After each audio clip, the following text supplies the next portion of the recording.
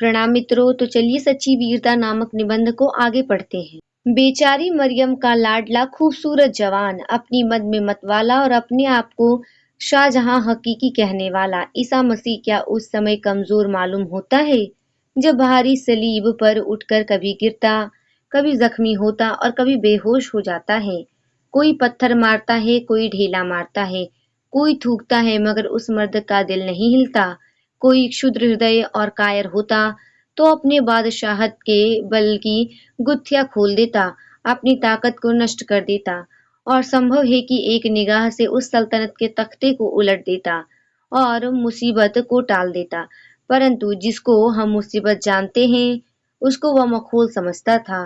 सूली मुझे है सेज पिया की, सोने दो मीठी मीठी नींद है आती। अमर ईसा को भला दुनिया के विषय विकार में डूबे लोग क्या जान सकते थे। अगर 4 चिड़िया मिलकर मुझे फांसी का हुक्म सुना दे और मैं उसे सुनकर रो दूं या डर जाऊं तो मेरा गौरव चिड़ियों से भी कम हो जाए। जैसे चिड़िया मुझे फांसी देकर उड़ गई वैसे ही बादशाह और बादशाहतें भी आज खाक में मिल गई हैं। सचमुच ही वह छोटा सा बाबा लोगों का सच्चा बादशाह है। चिड़िया और जानवरों की कचहरी के फैसले से तो डरते या मरते हैं, वे मनुष्य नहीं हो सकते।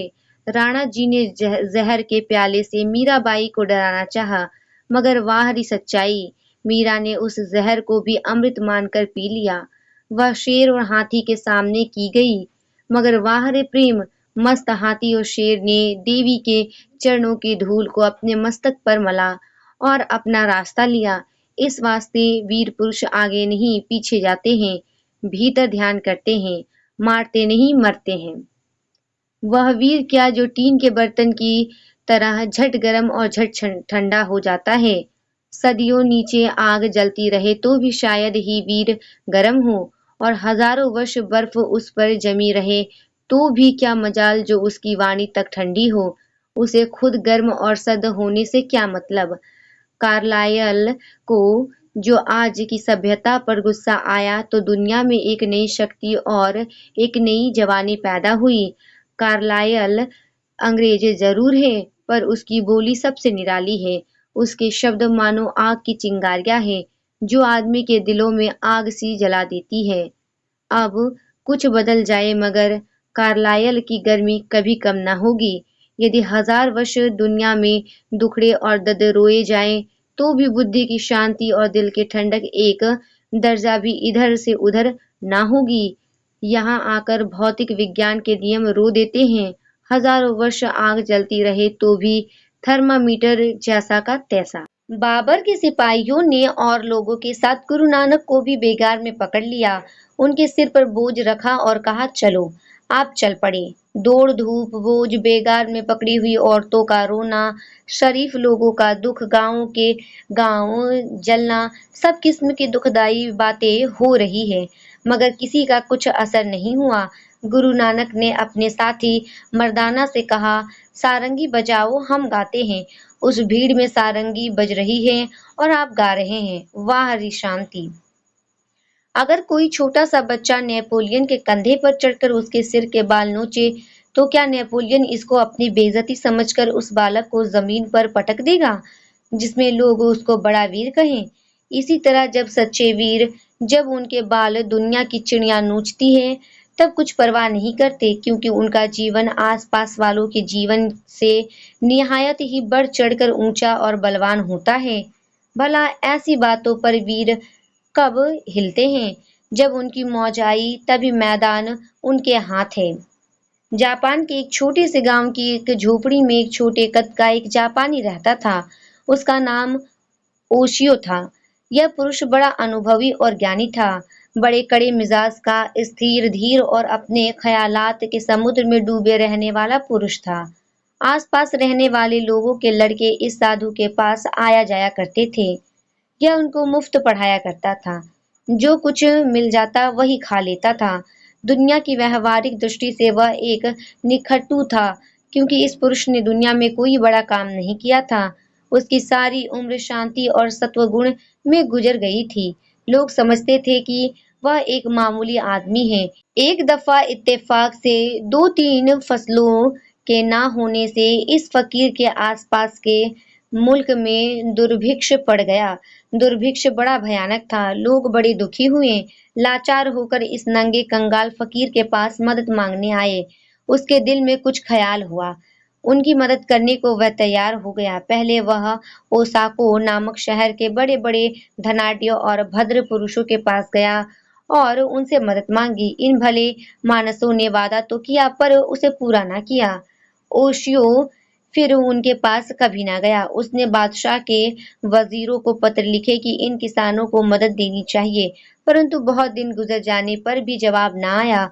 ओशियो ने अपने कपड़े और किताबें नीलाम कर दी। जो कुछ मिला मुट्ठी भर उन आदमियों की तरफ फेंक दिया।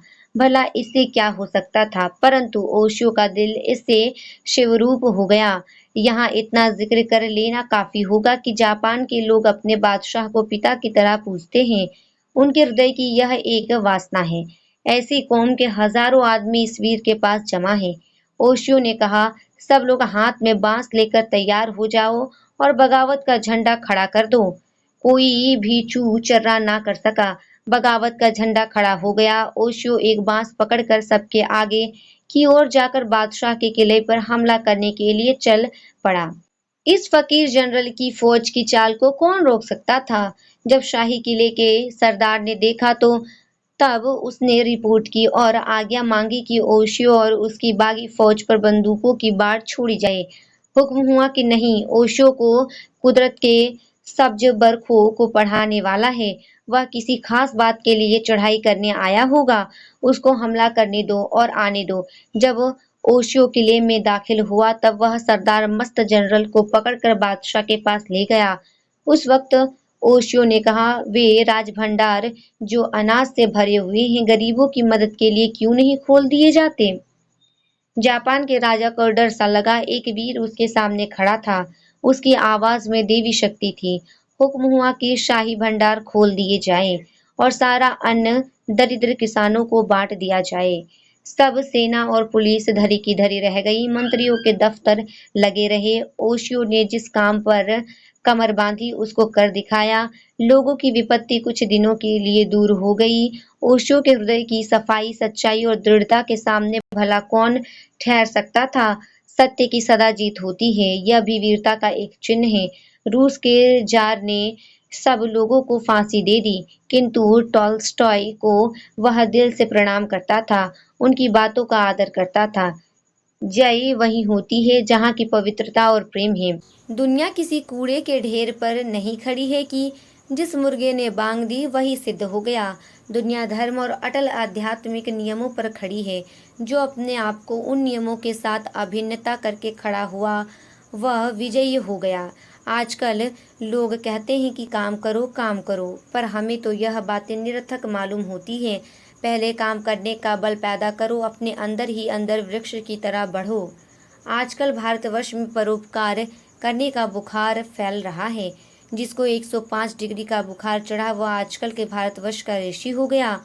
आजकल भारतवर्ष में अखबारों की टकसाल में गढ़े हुए वीर दर्जनों मिलते हैं। जहाँ किसी ने 1-2 काम किए और आगे बढ़कर छाती दिखाई, तहाँ हिंदुस्तान के अखबारों ने हीरो और महात्मा की पुकार मचाई। बस एक नया वीर तैयार हो गया। ये तो पागलपन की लहरें हैं। अखबार लिखने वाले मामूली सिक्के के मनुष्य होते हैं। उनकी स्तुति और निंदा पर कोई क्यों मरे जाते हो? अपने जीवन को अखबारों के छोटे-छोटे पैराग्राफों के ऊपर क्यों लटका रहे हो? क्या यह सच नहीं है कि हमारे आजकल के वीरों की जानें अखबार के लेखों में है? जहाँ इन्होंने रंग बदला कि हमारे वीरों के रंग बदले, होठ सूखे और वीरता की आशाएं टूट गई। प्यारे, अंदर के केंद्र की ओर अपनी चाल उल्टो और इस दिखावटी और बनावटी जीवन की चंचलता में अपने जीवन को ना खो दो। वीर नहीं तो वीरों के अनुरागी बनो और वीरता के काम नहीं तो धीरे धीरे अपने अंदर वीरता के परमाणुओं को जमा करो। जब हम कभी वीरों का हाल सुनते हैं तब हमारे अंदर भी वीरता की लहरें उठती है और वीरता का रंग चढ़ जाता है, परंतु वह चिरस्थायी नहीं होता। इसका कारण सिर्फ यही है कि हम में भीतर वीरता का मलबा तो होता नहीं, सिर्फ ख्याली महल उसके दिखलावे के लिए बनाना चाहते हैं। टीन के बर्तन का स्वभाव छोड़कर अपने जीवन के केंद्र में निवास करो और सच्चाई की चट्टान पर दृढ़ता से खड़े हो जाओ। अपनी जिंदगी किसी और के हवाले करो ताकि जिंदगी के बचाने की कोशिशों में कुछ भी समय जाया ना हो। इसलिए बाहर की सतह को छोड़कर जीवन की अंदर की तहों में घुस जाओ, तब नए रंग खुलेंगे। नफरत और द्वेष दृष्टि छोड़ो, रोना छूट जाएगा। प्रेम और आनंद से काम लो, शांति की वर्षा होने लगेगी और दुखड़े दूर हो जाएंगे। जीवन के तत्व को अनुभव करके चुप हो जाओ, धीर और गंभीर हो जाओगे। वीरों की, फकीरों की, पीरों की यह कूक है, हटो पीछे, अपने अंदर जाओ, अपने आप को देखो, दुनिया और की ओर हो जाएगी। अपनी आत्मिक उन्नति करो। यहीं पर यह निबंध समाप्त होता है। धन्यवाद।